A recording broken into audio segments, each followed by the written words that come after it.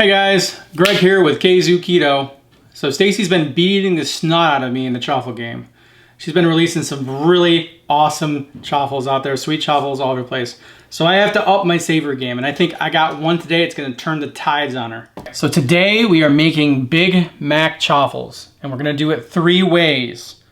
We got ourselves a Big Mac chaffle. We got ourselves a Big Mac Chaffle Bowl salad. And we got ourselves a Big Mac made out of chaffles. But you'll notice the sauce is the boss here, and that is the most important part of this whole thing. So we're gonna show you how to make that right now. All right, so I scoured the internet looking for the best Big Mac sauce. And I found a few contenders.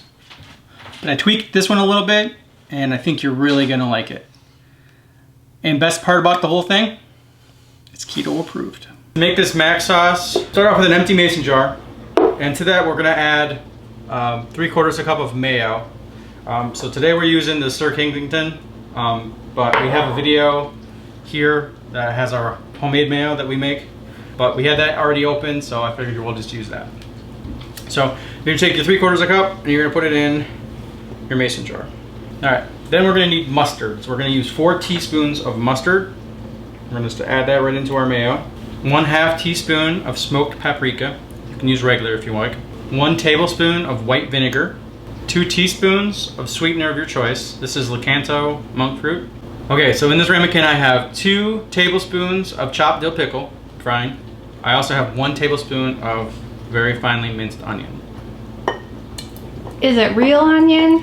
It's real onion. All right, so there we go. Looks disgusting, right? Ew, pickles and onions. Pickles and onions and mayo and mustard and vinegar. Smoked paprika. Olé! It's all everything I don't like. All right, so now we're gonna take our immersion blender. We're gonna just basically abuse it on about medium.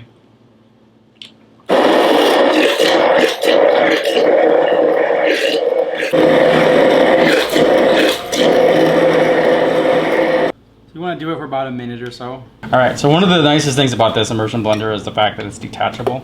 So then you can just take this and throw it in the dishwasher, which is a huge benefit because cleaning inside of there, kind of a pain. All right, so now we have it. It's a little runny, right? But that's because, you know, you just beat the bejesus out of it. And you can use it right away, but for best results, I definitely recommend refrigerating it for at least 4 hours. Overnight's even better. And the longer you let it sit, the better it is.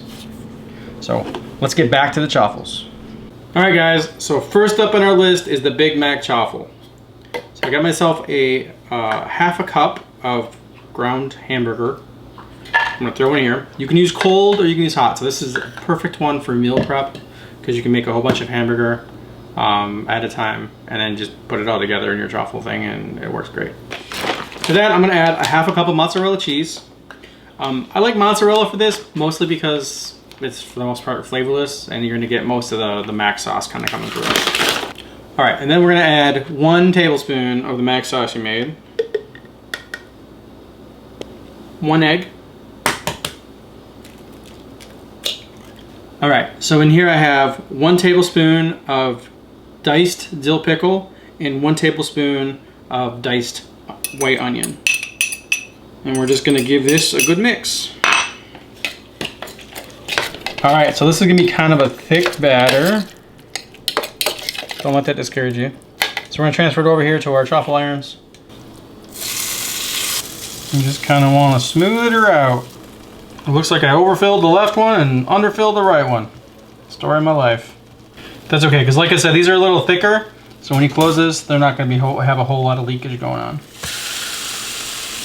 So I don't know if you guys can see the steam that's coming out right now, but it smells amazing. It reminds me back when you open the box on your Big Mac sandwich and you get that smell of the sauce. That's what it smells like. It's so good. All right, so we're gonna let these go for about 4 to 5 minutes. These are a little bit heavier, so I'm gonna let them cook a little bit longer. So you can go ahead and throw them on your cooling rack or I guess you could also call it a drying rack if you're like me. Let those cool for a minute. All right, so you can eat these just like this, or you can take it like I do and just take a teaspoon of the sauce and just kind of drizzle it on top. You can top it with onions if you want some more onions. You can put pickles on there if you want. Really your call. You can also put it on like a bed of lettuce if you like. We get the whole Big Mac thing. But me personally, I'd rather just eat it like this. So number 2, the Chaffle Bowl salad, the Big Mac Chaffle Bowl salad, that is. And this recipe was inspired by one of our loyal subscribers, Bonnie. Thank you, Bonnie. She actually made the recommendation of doing this, and so that kind of generated all of these that you're gonna see today. And if anybody else has another great recipe idea they would like Stacy or I to give a try, please leave it down below in the comments. Okay, so like I said, this does require one of these bowl makers to pull off. However, you can skip the bowl maker completely and you can actually just make this Big Mac salad right in a mason jar. Either way, there's also a couple other bowl makers that are out there, so we'll be leaving a couple of those down in the description if you want to check those out. All right, so let's get together and make this. So a little bit different in the sense that what we're gonna do is we're gonna take a 1/3 cup of cheese, and that was mozzarella, by the way. And like I said, I kind of like it because of the mac sauce. It kind of likes the mac sauce sort of shine a bit more. But if you like cheddar, you can do cheddar. You can do whatever you want. Also gonna add 1 egg to that. And then we're gonna add 1 tablespoon of the mac sauce we made.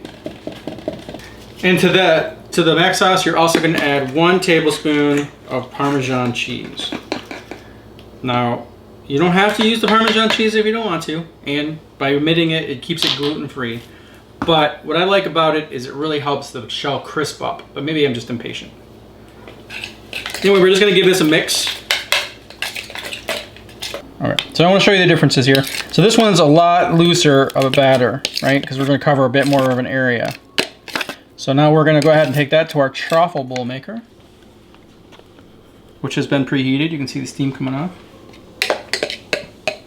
And we're going to go ahead and fill it in. Move it out. Close the lid. Now, if you've seen our taco bowl video, you'll know there's probably some seepage that might come out. If there is, you just wipe it down with a paper towel. Otherwise, it's gonna go all over your counter. All right, so 5 minutes later, this is what she's looking like. And you wanna get in here with a nice spatula.